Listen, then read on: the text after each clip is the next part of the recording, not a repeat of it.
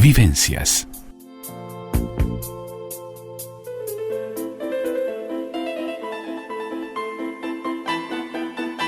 El todo y sus partes. La columna de Carmen Molinas Bonilla en Vivencias. Y ya tenemos con nosotros en línea a Carmen Molinas Bonilla, que hoy nos va a estar hablando de las antiguas pandemias de la humanidad. Muy bienvenida, Carmen, muy buenas tardes, ¿cómo estás? Muy bien, Andreita, buenas tardes para todos en este lindo día en el cual lamentablemente estamos encerrados, pero bueno, se abren las ventanas, las terrazas. Pero es muy a propósito de toda esta cuarentena que estamos viviendo del coronavirus, es muy acertada volver a lo que ha pasado desde hace muchos años atrás en el correr de la historia de la humanidad, donde hemos pasado diversas pestes que han hecho estragos, pero que fueron superadas. Creo que con esto también nos vas a dar un poquito de oxígeno, ¿no? Ah, sí, mira, hay un refrán muy común que dice que siempre que llovió paró. Bueno, sí. Y bueno, esto también pasará. Desde luego. Desde luego, como tú dices, y va a dejar consecuencias, Claro. Algunas muy negativas, indudablemente, otras muy positivas, porque el ser humano regresa también a sí mismo. Y hay etapas que si se las aprovecha pueden ser de gran enriquecimiento. Claro que sí. Pascal decía que había una gran imposibilidad del ser humano cuando está rodeado de muchos estímulos, y lo decía Pascal hace tantísimos años, imagínate los estímulos de hoy, para estar consigo mismo. Claro. Y entonces claro. por eso al principio se desespera, pero luego va a encontrar su camino. En fin, de Pascal hablaremos otro día. Claro que sí, Carmencita. Pero veamos estas antiguas pandemias que fueron pasando por la humanidad, que de alguna manera también crearon momentos de tensión, como estamos viviendo ahora, de incertidumbre y también de histeria colectiva. O sea, de eso no se salvaron, ¿no? Tremendas, porque además había una profunda ignorancia, ¿no? Claro. Cosa que se mantiene, pero no a ese nivel. No es lógico, es ni al nivel de superstición que existía en aquellas épocas. Claro. Felizmente en eso la humanidad ha avanzado. Ahora, la peste negra fue una de las plagas más letales de la historia de la humanidad. En base a ella se han hecho desde escritos, pinturas, películas, en fin, porque fue de las principales. Esa pandemia terrible que la causó una bacteria, no un virus, ¿no? Pero claro, eso se averiguó después. Era una bacteria. Yersinia pestis se llamó, la llamaron. Asoló diversas zonas del planeta, pero lo interesante y dramático a la vez es que fue a lo largo de varias oleadas durante muchos siglos. Ah, mira. No es que se terminó y nunca más volvió, ¿no? Bueno, ya se sabe que regresan las pestes, pero se supone que cada vez más espaciadas, la que se le descubrió el antídoto, la otra que aparece nueva como este coronavirus, indudablemente es un virus conocido, pero mutó, y bueno, y así estamos, buscando la forma de erradicarlo.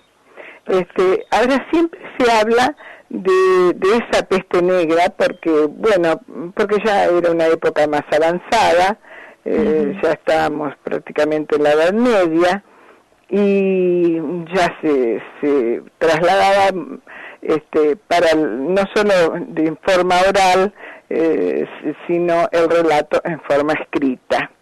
En realidad fue una peste tremenda en la cual las víctimas sufrían una hinchazón dolorosa de los nódulos linfáticos, había ennegrecimiento de la piel y al final una muerte agónica. Y claro, no existía cura, y los médicos de la época, que tenían pocos recursos, recursos digo en todo sentido, no solo materiales, sino de estudio, de investigación, solo podían prescribir lo que ellos consideraban brebajes protectores y antídotos, ¿no? sí. Esos personajes eran también en aquel momento los que, fíjate que interesante, ¿no? Sí. Esta acotación, porque registraban los testamentos, ya no eran los notarios, como en aquella época se les llamaba a todos los que hacían este tipo de trabajo, sino los médicos, porque nadie se acercaba a los enfermos. Claro. Y bueno, y realizaban autopsias, como es lógico, en los médicos. Esos médicos del siglo, hasta incluso el siglo XVII, no llegaron hasta el siglo XVII, que no trataban a los enfermos sin protección, no te vayas a creer. Bueno, eso te quería preguntar, porque parecería que ahora, viste, para el coronavirus nos tenemos que disfrazar para estar no estar en contacto con el virus. Pero ya en esta época de la que tú estás hablando, usaban vestimentas sorprendentes para no contagiarse de la peste negra, ¿no? Sí. Ellos usaban una especie de túnica larga. Fíjate que estaban bien encaminados en lo que ellos hacían dentro de sus pocos conocimientos, ¿no? Sí. A pesar que uno ahora se puede hasta sonreír, tristemente, pero sonreír ante lo que usaban. Sí. Pero ellos llevaban una protección que era una especie de túnica. Ellos iban tapados de pies a cabeza. Sí. Con una túnica larga y llevaban una máscara picuda, no son esos barbijos ni cubre bocas que llevamos ahora. Ellos llevaban una máscara que tenía un pico curvo incluso y largo de como 15 centímetros. Sí. Y esta indumentaria parecía que los iba a proteger, y se atribuye su creación a un médico francés, Charles Delhomme, que fue médico personal de muchos miembros de la realeza europea del siglo XVII, como puede ser el rey Luis XIII de Francia, Gastón de Orleans, el hijo de la reina María de Médicis, en fin. Lorme describe un atuendo que incluye un abrigo, esa túnica que decíamos, revestido totalmente de ceras aromáticas, unas especies de calzoncillos largos que iban dentro de las botas, una camisa metida dentro del pantalón, que por supuesto el pantalón iba por encima de esos calzoncillos largos, sombrero alto y ancho, y guantes de piel de cabra. Y los médicos también llevaban una vara para no tocar a las víctimas con las manos. Mira, pues iban bien encaminados también, ¿no? Sí, claro, por eso digo, en una época de tanta ignorancia, más o menos ellos trataban de evitar el contacto de todas formas, ¿no? El sombrero incluía anteojos y una máscara con ese pico, que era una especie de nariz de 15 centímetros, como dijimos, que estaba llena de perfume y con 2 agujeros, uno a cada lado de las fosas nasales, suficiente como para respirar y transportar en el aire que se respiraba la impresión de que de esas aromas de las hierbas colocadas en la punta del pico, porque imagínate que con esas pústulas y con esas que ellos le llamaban bubones, que eran esos forúnculos, esos tumores que se abrían y se entraban en putrefacción, el olor era atroz. Claro. Además de contaminante, era insoportable. ¿Y esas máscaras que utilizaban les servía para algo? Bueno, mira, dicen que no. A ver. Yo me inclino a pensar que para algo les serviría. Claro. Porque si no hubieran muerto la mayoría de los médicos, cosa que no sucedió. Por supuesto que mueren hoy médicos y enfermeros, pero algo les servían, por lo menos de entrada ya les servían para estar a distancia, ¿no? Claro. Y bueno, y para no tocar y no contaminarse. Ahora, claro, las cosas que le ponían para evitar los efluvios, las miasmas le llamaban a esas emanaciones y hedores que causaba la enfermedad, que en esa época se pensaba que se propagaba por aire envenenado. Ellos consideraban que eso causaba desequilibrio en los humores o en los fluidos de las personas. Entonces, para evitar esas emanaciones, esos efluvios, ellos ponían cosas muy extrañas según los estudios o lo que ellos imaginaran o hubieran investigado. Entonces, como antídoto, como contraveneno, no solamente ponían esas hierbas que decíamos, que mencionábamos recién, sino hasta polvo de víbora, canela, mirra, miel. O sea que era un conglomerado de cosas. Alguna iba a servir. Sí. Y otra capaz que iba a ser peor. No tanto, pero sí. Había que apelar a todo lo que estaba allí por la vuelta para protegerse. Justamente, ellos pensaban que de esa manera tenían una solución protectora que antes de llegar a las fosas nasales del médico iba a diluirse y bueno, el médico no iba, o iba a filtrarse y el médico no iba a respirar ese aire contaminado. Claro. Ahora, parece que no eran muy efectivos para protegerlos, no sé. Son cosas que a veces vienen de tradición pero lo que era indudable es que contribuían a que fuesen reconocidos desde lejos por todos. Claro, sí, con esa indumentaria. Esa indumentaria tan especial, ¿no? Hacía que inclusive cuando se veía algún personaje de eso, ya la gente se apartaba porque tenía miedo también de que ese personaje en el exterior de sus ropas también llevara las miasmas famosas, o sea, esos humores que se le podían haber incorporado a su ropa, cosa que podía ser, ¿no? Podía ser cierta. Todo esto que estás contando, Carmen, de alguna manera quedó plasmado a través de cuadros, a través de mosaicos, estos momentos trágicos que fue viviendo la humanidad. Creo que además de lo que podemos encontrar escrito, hay mucho que está plasmado en iglesias, en cuadros, en mosaicos, ¿no? Exactamente. ¿Sabes qué? Bueno, mira, para terminar con lo del médico, y ya empezamos con esto que me preguntaste, esto del médico de la peste, que fue como un disfraz, diríamos, fue tan emblemático que hasta el día de hoy se ha convertido en un personaje fundamental en la comedia del arte, en las festividades de Carnaval de Venecia no falta jamás tipo de disfraz. Y es muy popular aún en la actualidad.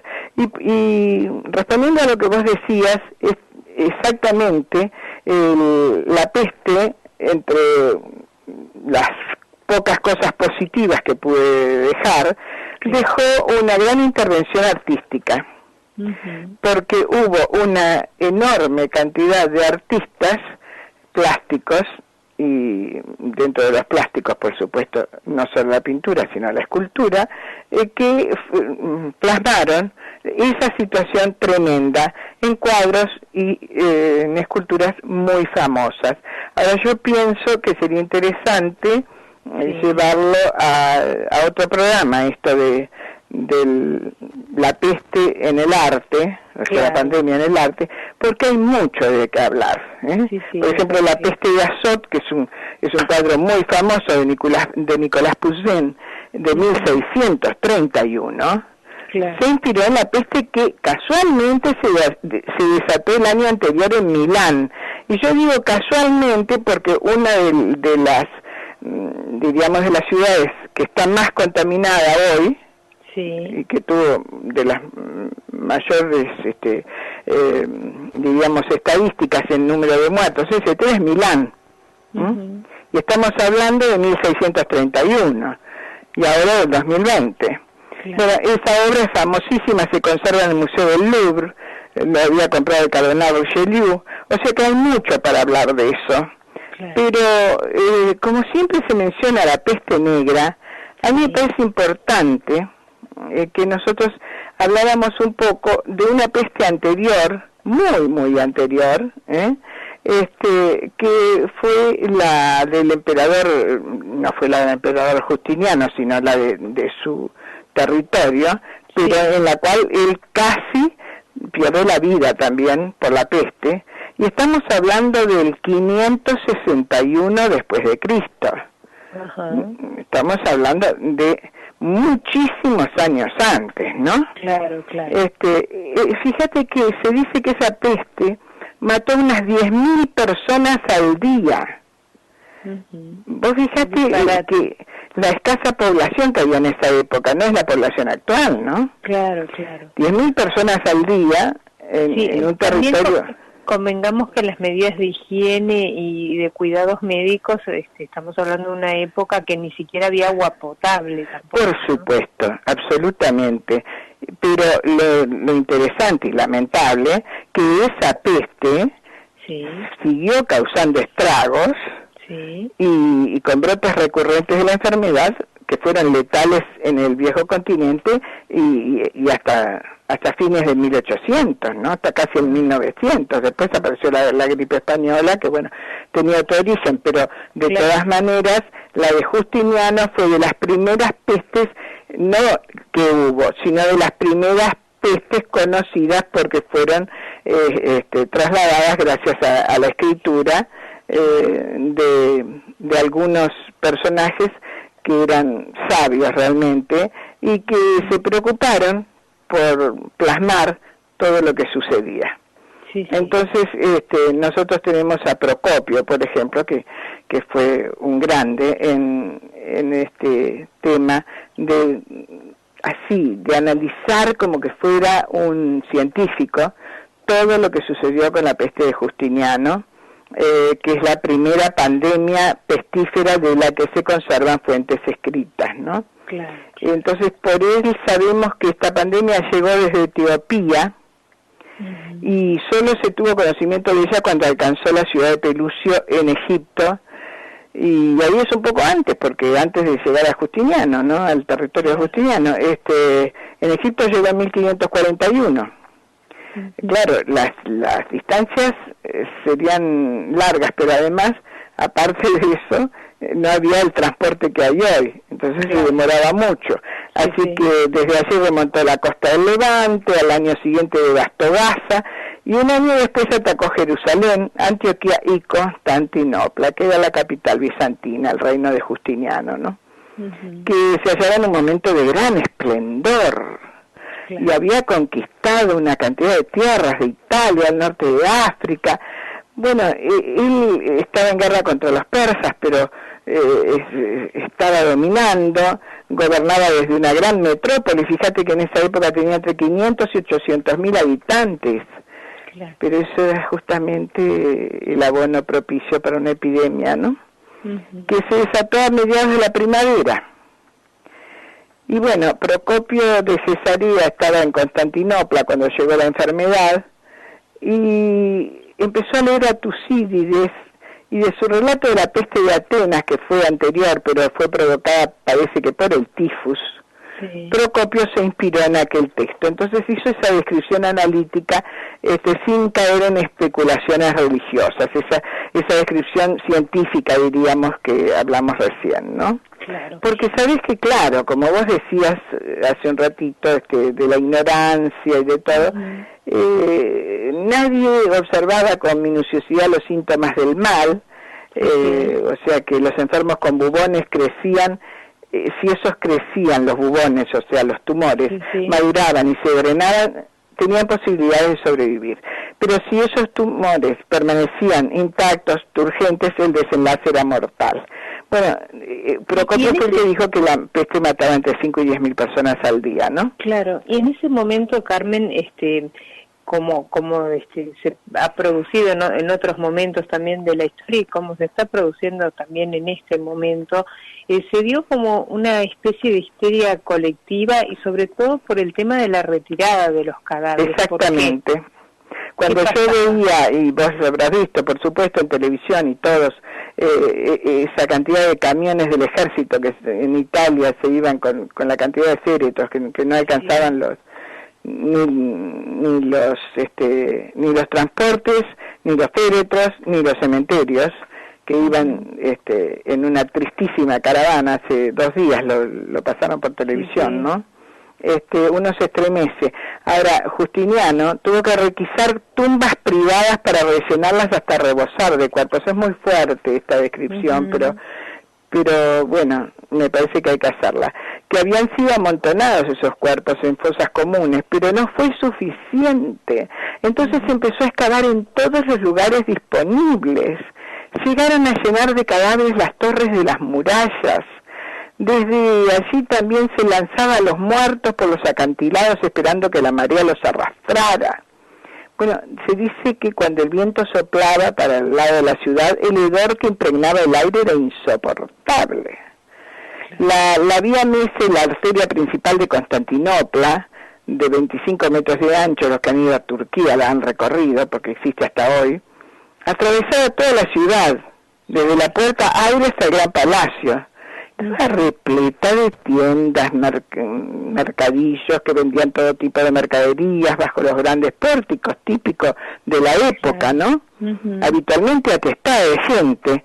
Y en aquellos días se veía, como hoy vemos, esos escenarios espectrales que estamos viendo, como vimos en la Plaza San Marcos, por ejemplo, de que se está Venecia, ¿no? Se está viendo a nivel mundial esto. Exactamente. Entonces, con las tiendas cerradas, pero lo que hoy se ve es higiene y todo vacío.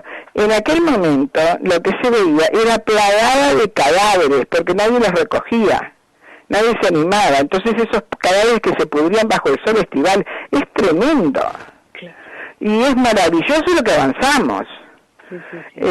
Cuando Justiniano se recuperó, porque él estuvo a punto de morir, y la emperatriz Teodora, su esposa, acusó a unos generales de él, a Buses y a Belisario, que uno fue encerrado 2 años en una mazmorra y Belisario lo desposeyeron de sus bienes. Bueno, en ese momento había tal histeria colectiva, como vos dijiste hoy, que empezaron a pensar que era un acto de venganza de Dios enfurecido por los pecados. Revivieron también creencias paganas. Había quienes recurrían a la oniromancia, que era la interpretación de los sueños, a magos que preparaban ungüentos con polvos procedentes de los sepulcros de los santos. También se dijo que el historiador y obispo Gregorio de Tours curó a un muchacho haciéndole beber agua en la que había mezclado cenizas extraídas de la tumba de San Julián Mártir. Bueno, o sea que la peste no era solo muerte, era muerte esto de las convicciones, de las creencias, miedo, histeria. Juan de Feso observó que en su ciudad natal, en Siria, en Amida, la ciudad en Siria, los habitantes cruzaban las calles cacareando como gallinas o ladrando como perros para tratar de ahuyentar a la peste. Los niños merodeaban entre las tumbas, gritándose, mordiéndose, profiriendo gemidos, no recordaban el camino de vuelta a su casa, si alguien los esperaba allí. Bueno, cuando hablemos de la pintura vamos a describir algunos cuadros muy tremendos, ¿no? En los cuales hay un niño de pronto bajo el cadáver de su madre, pero acá también tenemos el famoso cuadro La fiebre amarilla de Blanes, que encontramos algo semejante, ¿no? Bueno, los desesperados habitantes gritaban que solo la intervención de los apóstoles podía calmar a la ciudad. Se refugiaban en las iglesias, entonces morían porque estaban apelmazados, apelotonados, no había lugar en las iglesias. Y bueno, no creo que tengamos mucho tiempo ya, pero estamos en el último minuto. Pero las consecuencias fatales, ¿no? La economía quedó desarticulada, porque claro, el número de muertos superó al de los vivos en edad de trabajar. Y aunque parezca mentira, los salarios se dispararon porque había tanta escasez de mano de obra que provocó una inflación que duró decenios. Y a pesar de que el comercio y los intercambios se habían paralizado, ¿no? Entonces, bueno, el aparato administrativo del imperio intentó llenar los vacíos legales causados por ese vertiginoso aumento de muertes. El emperador promulgó una ley en la que estipulaba los derechos y deberes de los herederos de quienes morían sin testamento. Reguló las deudas contraídas. Bueno, los banqueros y prestamistas ahí suspiraron, ¿no? En realidad. Pero las consecuencias fueron devastadoras. Las tropas que habían estado unidas y motivadas se diezmaron, se debilitaron. Ahí fue que empezó a caer el imperio y que definitivamente se desmembró y desapareció todo aquel imperio fantástico cuya ciudad principal era Constantinopla, ¿no? La ciudad había perdido el 40% de su población y en los años siguientes la enfermedad acabó con la vida de 4 millones de personas en todo el imperio. Así que te puedes imaginar que después de lo que pasó Justiniano y su imperio, esto es suave. Dios nos protege, Carmencita, para el que cree en Dios, y para el que no cree, el ser superior en el que crea aparentemente nos protege. Un gusto como todos los miércoles, y el próximo miércoles continuaremos porque de estas pandemias que ha sufrido de alguna manera la humanidad, también hay valiosísimas obras de arte que quizás, no sé si la próxima o cuando tú... Sí, tenemos para hablar de otras pandemias, tenemos para hablar de obras de arte, no solo de plásticas, también literarias, ni más ni menos que del Decameron de Boccaccio, de La peste de Albert Camus. Hay mucho para hablar del tema. Claro, mucho testimonio por analizar y por recorrer, que el próximo miércoles con muchísimo gusto lo estaremos analizando. ¿Cómo no? Vivencias.